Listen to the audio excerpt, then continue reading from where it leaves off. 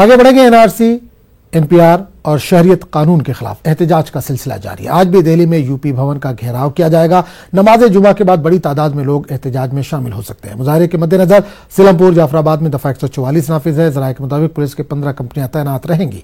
एहतजाज के दौरान अमन बरकरार रखने की अपील की जा रही है। इस ताल्लुक से मसाजिद से भी अमन की दरख्वास्त कराई जाएगी। आपको बता दें कि कल भी यूपी भवन के बाहर एहतजाज किया गया था। बिला इजाजत एहतजाज की वजह से 213 अफराद को हिरासत में लिया गया था। इन एहतजाजियों को मंदिर मार्ग और कनॉट प्लेस थानों में रखा गया है।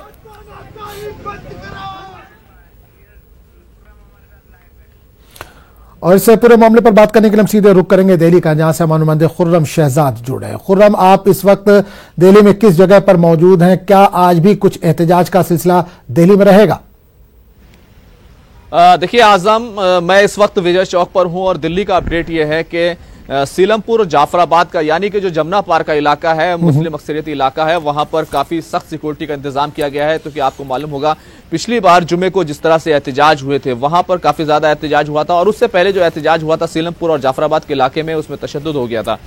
इसी के साथ साथ पिछले जुमा को जामा मस्जिद से दिल्ली गेट तक एहतजाज हुआ था और काफी मार्च हुआ था। हालांकि चंद्रशेखर आजाद जो भीम आर्मी के चीफ हैं उनकी तरफ से कॉल दी गई थी, लेकिन बहुत सारे लोग उसमें शामिल हुए थे। 5:30 बजे तक वो एहतजाज भी पुरअमन रहा, लेकिन 6 बजे के करीब वहां पर तशद्दुद हुआ, जिसके बाद पुलिस को लाठीचार्ज करना पड़ा। 15 से ज्यादा लोग गिरफ्तार हैं। लेकिन आज दिल्ली में जामा मस्जिद के इलाके में ऐसी कोई कॉल नहीं दी गई है कि वहां पर एहतजाज होगा, लेकिन फिर भी पुलिस ने तमाम हालात को मद्देनजर रखते हुए रात भर मीटिंग्स की हैं, मकामी लोगों के साथ मीटिंग की है और ये इस तरह से यकीनी बनाने की कोशिश की है कि किसी तरह की कोई गड़बड़ी ना हो।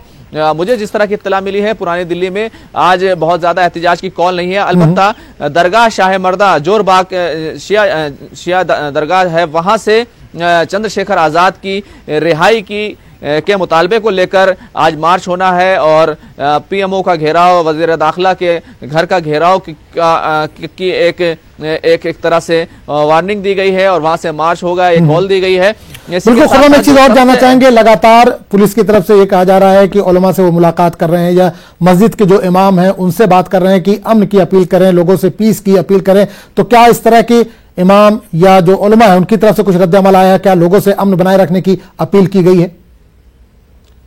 देखिए, अगर देखा जाए तो सीधे तौर पर कोई अपील नहीं आई है। पुलिस और जो मकामी लोग हैं, जो सरबराह लोग हैं, जो मसाजिद के अइम्मा हैं, उनकी तरह उनके साथ मीटिंग हो रही है, तो वो फिर थाने में हो रही है या फिर किसी मकाम पर हो रही है। लेकिन पब्लिकली कोई भी इस तरह के एहतजाज के खिलाफ अभी तक अपील करने के लिए नहीं आया है सामने, ना कि कोई अपील जारी की गई है। दिल्ली की जामा मस्जिद के शाही इमाम की तरफ से भी कोई अपील जारी नहीं की गई है। फतेहपुरी मस्जिद के मुफ्ती मुकर्रम साहब की तरफ से कोई अपील जारी नहीं की गई।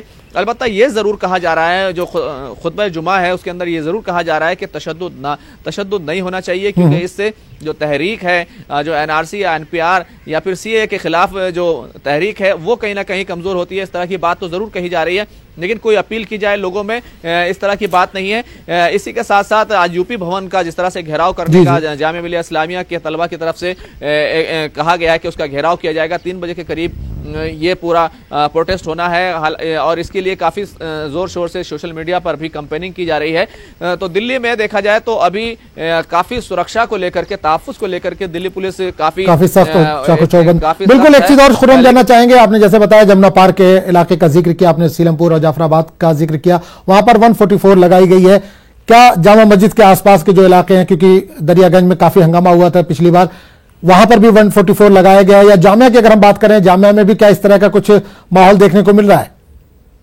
देखिए, अगर गुज़िश्ता जुमे के मुकाबले में देखा जाए तो पिछले जुमे को पूरी दिल्ली में ही तकरीबन दफ़ा 144 लगा दी गई थी। जामा मस्जिद पर कोई दफ़ा 144 नहीं है, ना फिर जाना, और इसी के साथ साथ जामिया मिलिया इस्लामिया या जामिया नगर के इलाके में दफ़ा 144 नाफिज नहीं की गई है। दिल्ली मेट्रो के गेट भी पिछली बार बंद कर दिए गए थे, लेकिन इस बार मेट्रो पूरे तौर से नॉर्मल तरीके से चल रही है। सिर्फ जो सेंसिटिव इलाके के तौर पर देखा जा रहा है वो जाफराबाद सीलमपुर का इलाका देखा जा रहा है। हालांकि पिछली बार हमने देखा था शास्त्री पार्क से भी एक एहतजाज हुआ था, शिया जामा मस्जिद कश्मीरी गेट से भी एहतजाज हुआ था, लेकिन आज यहाँ पर एहतजाज की कोई कॉल नहीं है।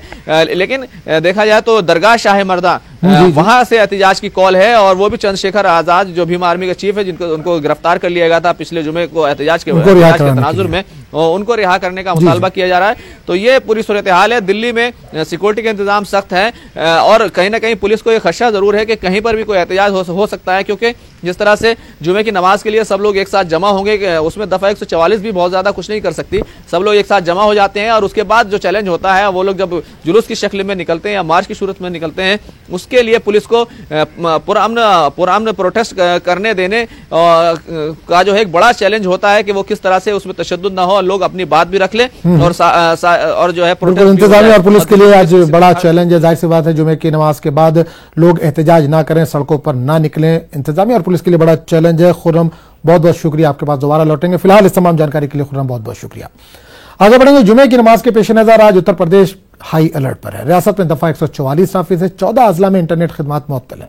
लोगों से जुमे की नमाज के बाद घर लौटने की अपील की गई है। हसास मकामात पर चौकसी बरती जा रही है। लोगों से अफवाहों से बचने की अपील की गई। आपको बता दें कि गुज़िश्ता जुमे को NRC और CAA के खिलाफ एहतजाज पुरतशद्दुद हो गया था, जिसमें 15 से ज्यादा अफराद हलाक हो गए थे। पुलिस एहलकारों पर घरों में जबरदस्ती घुसकर तोड़फोड़ करने और मारपीट करने का भी इल्जाम है। या SDFI हो या फॉर दैट मैटर उन पॉलिटिकल पार्टीज जो उन्होंने परोक्ष या अप्रत्यक्ष रूप से सपोर्ट किया है, उनके भी कई मेंबर्स को गिरफ्तार किया है। और हम चाहेंगे कि जो व्यक्ति इस प्रकार के कार्यों में लिप्त रहे हैं, कृपया उनसे अपील मैं करूंगा कि अब वो इस तरह की हिंसात्मक कार्रवाई न करें, नहीं तो उनके विरुद्ध और भी सख्त से सख्त कार्रवाई होगी। कितने लोग ये जो कह रहे हैं आपने गिरफ्तारियां हुई है, कुछ सवाल पुलिस पर इस तरह है, खासकर कुछ एक्टिविस्ट और पॉलिटिकल डिटेंशन के।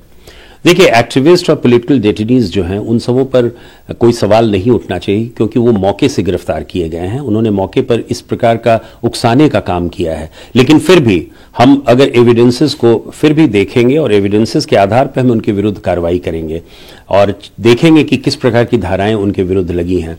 जहां तक इंसाइटमेंट का सवाल है, ये बात मैं क्लियर कर दूं कि इस प्रोसेशन और इस प्रदर्शन के पहले हमने अपील किया था। धारा 144 पूरे जनपदों में लगी हुई थी, इसलिए ये कोई कह नहीं सकता कि गैर वैधानिक समूह के बारे में उन्हें मालूम नहीं था। तो मैं समझता हूं कि जो भी व्यक्ति वहां मौके पे पकड़े गए हैं और जिनका इन्वॉल्वमेंट कई तरह से हमें पता चला है, चाहे वो वीडियो फुटेज हो या और भी अदर एविडेंसेस हो या इंटरोगेशन से हमें पता चला है, उनके विरुद्ध कार्रवाई की जा रही है। लेकिन इनोसेंट पर्सन्स का हम ख्याल रख रहे हैं और यही कारण है कि हम गिरफ्तारी में काफी संयम बरत रहे हैं। हम उनकी गिरफ्तारी तब तक नहीं करेंगे जब तक हम 100% श्योर नहीं हो जाएं कि एविडेंसेस उस तरह इंगित कर रही हैं। हम ये कह सकते हैं कि सर आज को लेकर के पूरी तरीके से सख्त है, क्योंकि कुछ आपने कुछ ऐसे सेंसिटिव आइडेंटिफाई पहले से किए हुए पुलिस ने जहां पर क्लोज मॉनिटरिंग हो रही है। बिल्कुल सही कहा आपने, सेंसिटिव प्लेसेस का आइडेंटिफिकेशन हुआ है। सेंसिटिव प्लेसेस वो भी हैं जहां इस प्रकार की घटनाएं पिछले शुक्रवार को हुई थी, लेकिन इसकी संख्या जो है घटती बढ़ती रहती है। सेंसिटिविटी जो है उनकी एक्टिविटीज को देखते हुए, उनके कई एविडेंसेस को देखते हुए किया गया है। और मैं समझता हूं कि सभी जगह स्ट्रैटेजिक डिप्लॉयमेंट हमने अपने फोर्स का, चाहे वो रैपिड एक्शन फोर्स हो, पैरामिलिट्री फोर्सेस हो या PAC हो, या कई जगहों पे हमने क्विक रिएक्शन टीम्स को लगाया है। सीनियर ऑफिसर्स उसको कमांड कर रहे हैं, सीनियर ऑफिसर्स को देख रहे हैं, खुद मॉनिटर कर रहे हैं, खुद पेट्रोलिंग कर रहे हैं। तो मैं समझता हूं कि पूरे प्रदेश में न केवल शांति व्यवस्था बनाए रखने की हमारी अपील है, बल्कि हम चाहेंगे कि व्यक्तियों का जीवन एकदम सामान्य हो, वो अपने सामान्य जीवन करें, लेकिन साथ ही साथ हमारा भी सहयोग करें ताकि कोई घटना न घट सके।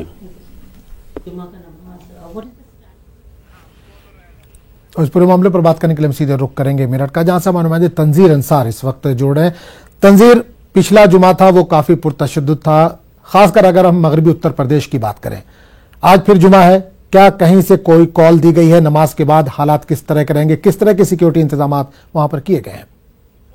देखिए आजम, जैसा आपने बताया अभी के यूपी में हाई अलर्ट है, क्योंकि सबसे ज्यादा एहतजाजी मुजाहरे यहाँ पर हुए और उसके बाद पुरतशद्दुद जो है माहौल में यहाँ पर हालात खराब हुए। और खासतौर पर पिछले जुमे की हम बात कर लें तो बाद नमाज जुमा कुछ ऐसे अफराद थे जिन्होंने एहतजाज के दौरान माहौल को खराब करने की कोशिश की और इसकी वजह से शहर का माहौल खराब हुआ। चाहे संभल की बात करें, हम हापुड़ की बात कर लें, बुलंदशहर की बात करें, मुजफ्फरनगर, सहारनपुर और इसके साथ मेरठ। तो मेरठ की अगर हम बात कर रहे हैं तो पिछले जुमे के को पेश नजर रखते हुए जिस तरह के हालात बने, पुलिस और कुछ ऐसे शरपसंद थे जिन्होंने पत्थरबाजी की और फिर पुलिस ने गोलियां भी चलाई। तो दोनों तरफ से इस तरह की जो झड़पें हुई हैं, उसके बाद हालात खराब हुए यहाँ के और नौबत कर्फ्यू लगने तक की पहुंच गई थी, लेकिन एडमिनिस्ट्रेशन ने फिर उसके बाद हालात को संभाला। जो यहाँ के मौजूद शख्सियात थी, जो सामाजिक कारकुन थे, मिली जो जिम्मेदारान थे, वो बाहर निकले और उन्होंने हालात को संभाला, लोगों को समझाया है।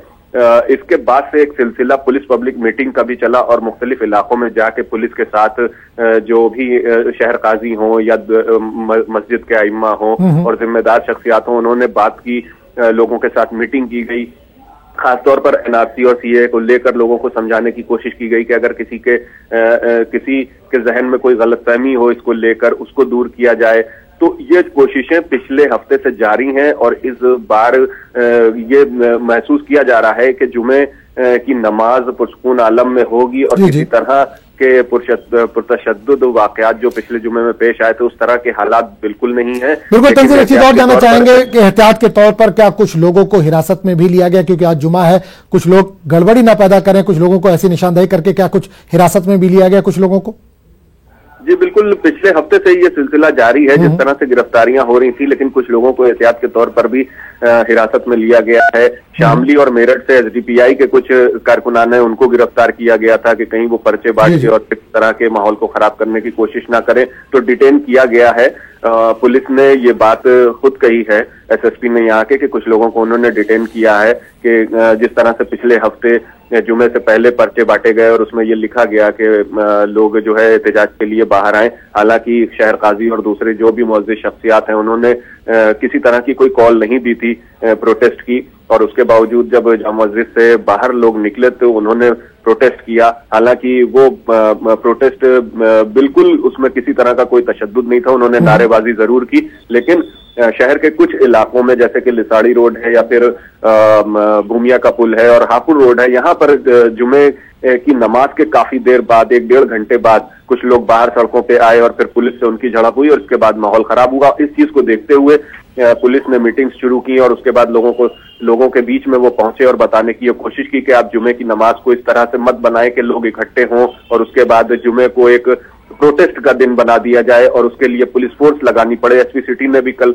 जो मीटिंग हुई खास तौर पर उसमें ये कहा कि क्या आप चाहते हैं कि हम जुमे की नमाज के लिए हर मस्जिद के बाहर पुलिस फोर्स तैनात करें, जबकि ये इतना पवित्र दिन है और इस दिन आप नमाज पढ़ते हैं और इसको सुकून से नमाज पढ़ें और अपने घरों को जाएं। अगर प्रोटेस्ट करना है तो आप मेमोरेंडम हमें दें और जितने भी लोग हैं वो डीएम साहब के पास जाएं, एसएसपी के पास जाएं, एसपी सिटी के पास जाएं, एडीएम सिटी के पास जाएं, जो भी जिम्मेदार यहाँ पे अफसरान हैं उनको मेमोरेंडम दें और आपका मेमोरेंडम जो है वो जिसको भी भेजा जाएगा, चाहे प्राइम मिनिस्टर को या प्रेसिडेंट को भेजें, उन तक पहुंचाया जाएगा। और कल जमीयत ने मेमोरेंडम भी पेश किया और एक इस तरह की एक पब्लिक पुलिस मीटिंग भी हुई शास्त्री नगर के इलाके में, इसी तरह से ढवाई नगर में हुई, इस्लामाबाद में हुई, काशीपुर में हुई। तो इस तरह की मीटिंग्स करके आज के दिन को इस तरह से एडमिनिस्ट्रेशन भी चाह रहा है कि कुछ इस तरह के हालात ना बने और कोई एक मैसेज ऐसा ना जाए कि इस जुमे के रोज ही इस तरह के बवाल होते हैं, हंगामा होता है, तशद्दुद होता है। आजम, बहुत बहुत शुक्रिया इस तमाम जानकारी के लिए। तंजीर, आपके पास दोबारा लौटते रहेंगे।